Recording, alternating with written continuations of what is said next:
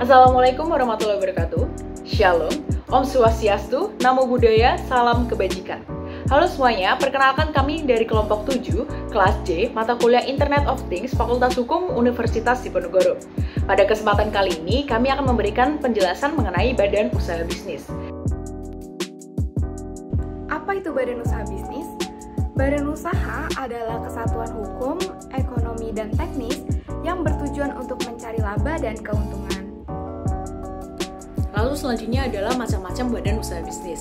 Yang pertama adalah berdasarkan kegiatannya, dibagi menjadi 5 bidang. Yang pertama adalah agraris, contohnya adalah budidaya tumbuhan-tumbuhan, hasil pertanian, atau apapun yang berhubungan dengan botani. Lalu yang kedua adalah industri, paling banyak dan paling mudah ditemui karena mereka mengolah bahan mentah menjadi barang jadi, sehingga ada nilai tambah yang diberikan kepada masyarakat. Lalu yang ketiga adalah ekstraktif, mirip seperti bidang agraris, hanya saja di bidang ekstraktif mengolah bahan-bahan yang dihasilkan oleh alam. Lalu yang keempat adalah perdagangan, kegiatannya adalah jual beli barang tanpa mengubah bentuk dan fungsi dari barang tersebut. Lalu yang terakhir adalah jasa, ini melibatkan adanya berbagai interaksi dengan konsumen atau berbagai barang milik, namun tidak terjadi kegiatan pindah kepemilikan. Lalu jenis yang kedua adalah berdasarkan kepemilikan modal. Badan usaha bergantung pada sumber modal yang menentukan siapa pemiliknya. Dibagi menjadi 4. Yang pertama adalah milik negara atau kita sebut dengan BUMN. Modal yang digunakan berasal dari kekayaan negara. Lalu yang kedua adalah milik swasta atau BUMS. Kebalikan dari sebelumnya, badan ini dibentuk atas kepemilikan modal pribadi atau instansi swasta. Lalu yang ketiga adalah milik daerah. Hampir mirip seperti BUMN, hanya saja badan ini menggunakan dana pemerintah daerah saja. Lalu yang keempat adalah badan usaha campuran, modal berasal dari pemerintah serta pihak swasta. Contohnya adalah Persero, di mana modal yang dimiliki oleh badan usaha ini adalah 51% berasal dari pemerintah dan sisanya berasal dari pihak swasta ataupun investor. Lalu jenis yang ketiga adalah berdasarkan wilayahnya. Ada 2 jenis, yaitu pertama dalam negeri, modal berada di tangan masyarakat negara itu sendiri, maka badan ini bergerak di bawah pengawasan pemerintah setempat dan masyarakat setempat.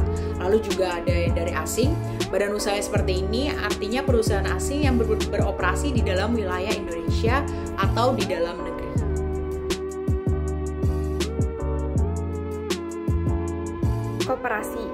Koperasi adalah sebuah organisasi ekonomi yang dimiliki dan dioperasikan oleh orang seorang demi kepentingan bersama. Koperasi melandaskan kegiatan berdasarkan prinsip gerakan ekonomi rakyat yang berdasarkan asas kekeluargaan. Fungsi koperasi adalah membangun dan mengembangkan potensi dan kemampuan anggotanya secara khususnya dan secara umumnya untuk mewujudkan kesejahteraan sosial dan ekonomi rakyat. Kemudian meningkatkan kualitas sumber daya manusia yang akan memberi manfaat bagi perekonomian. Lalu memperkuat ketahanan ekonomi rakyat dan mewujudkan dan mengembangkan perekonomian nasional dengan menggunakan asas kekeluargaan dan demokrasi ekonomi. Ada 5 prinsip koperasi. Yang pertama, keanggotaannya tidak dipaksa. Oleh karenanya, harus berdasarkan sukarela dan terbuka. Kedua, dalam pengelolaannya, koperasi harus bersifat demokratis. Ketiga, pembagian hasil usaha diberikan secara adil, sesuai dengan porsi kontribusi masing-masing anggota terhadap koperasi. Keempat, pemberian balas jasa terhadap pemberi modal sesuai dengan jumlah modal yang diberikan. Kelima, mengutamakan kemandirian. BUMN atau Badan Usaha Milik Negara. BUMN adalah perusahaan yang dimiliki baik sepenuhnya sebagian besar maupun sebagian kecil oleh pemerintah dan pemerintah memberi kontrol terhadapnya. BUMN terbagi menjadi 3, yaitu ada perusahaan jawatan, perusahaan perseroan, dan perusahaan umum. Yang pertama adalah perusahaan jawatan. Perusahaan jawatan yang selanjutnya disebut Perjat adalah badan usaha milik negara sebagaimana diatur dalam Undang-Undang Nomor 9 Tahun 1969, di mana seluruh modalnya dimiliki oleh pemerintah dan merupakan kekayaan negara yang tidak dipisahkan serta tidak terbagi atas nama. Perusahaan jawatan biasanya merupakan perusahaan yang bergerak dalam produksi atau jasa untuk kepentingan umum. Salah satunya KAI yang bergerak dalam bidang jasa, yaitu Kereta Api Indonesia. Kedua ada perusahaan perseroan. Berdasarkan pasal 1 angka 2 Undang-Undang BUMN, perseroan adalah BUMN yang berbentuk PT atau perseroan terbatas, yang modalnya terbagi dalam saham yang seluruh atau paling sedikit di 51% sahamnya dimiliki oleh negara Republik Indonesia, yang memang tujuan utamanya untuk mengejar keuntungan. Salah satunya adalah PT Pertamina yang memproduksi minyak di Indonesia. Yang terakhir ada perusahaan umum. Berdasarkan pasal 1 angka 4 Undang-Undang BUMN, Perum adalah BUMN yang seluruh modalnya dimiliki oleh negara dan tidak terbagi atas saham yang tujuannya untuk kemanfaatan umum berupa penjualan barang dan atau jasa yang bermutu tinggi dan sekaligus mengejar keuntungan berdasarkan prinsip pengelolaan perusahaan. Salah satunya Damri, atau bisa juga seperti rumah sakit milik negara yang memang tujuannya untuk umum.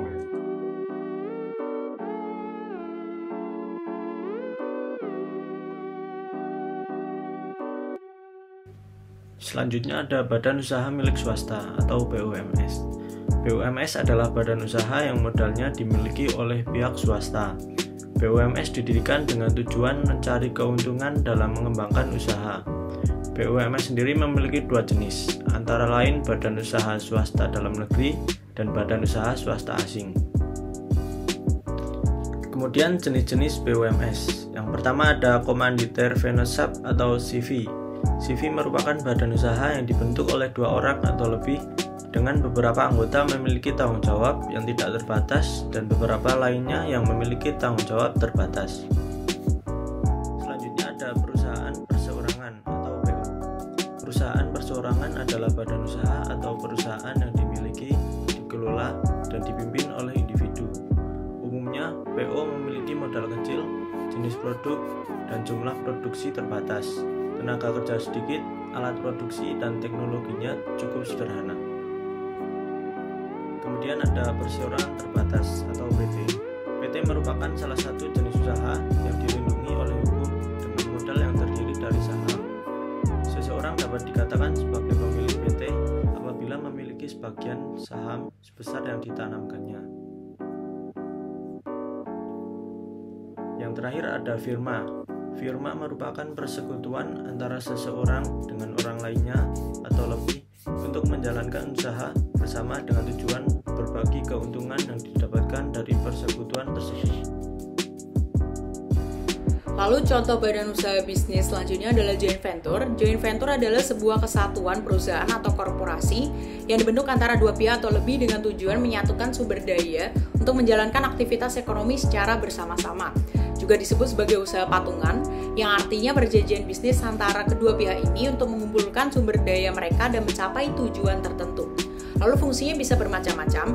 Yang pertama bisa meminimalkan pemakaian modal dan sumber daya, dikarenakan pihak yang terlibat berasal dari 2 perusahaan yang berbeda sehingga pembagian modal akan sama dan saling memenuhi sumber daya. Lalu bisa meminimalkan risiko bisnis, jadi potensi kerugian akibat terciptanya bisnis baru dapat menjadi lebih kecil karena dalam perjanjian awal sudah ada pembagian kerugian untuk kedua pihak. Lalu memungkinkan adanya inovasi dari produk baru. Lalu mengacu pada SK Menteri Negara Penggerak Dana Investasi nomor sekian, ada beberapa badan atau bidang bisnis yang wajib mendirikan perusahaan dengan cara joint venture ini, di antara adalah telekomunikasi, pelayaran, penerbangan, kereta api umum, dan lain sebagainya.